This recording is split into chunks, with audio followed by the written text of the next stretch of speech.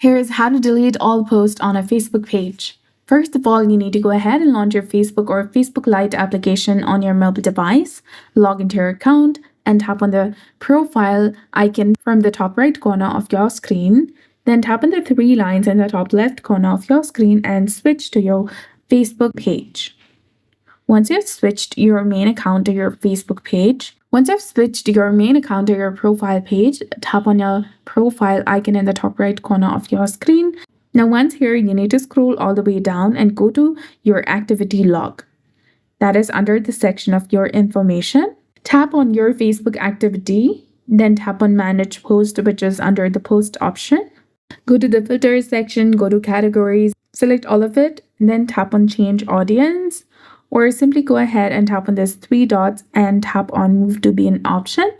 Then go to the Recycle Bin section and select all the posts and delete permanently if you want to. So that's it for this video. I hope you found this video helpful. If you did, please like, share, and subscribe. Thanks for watching.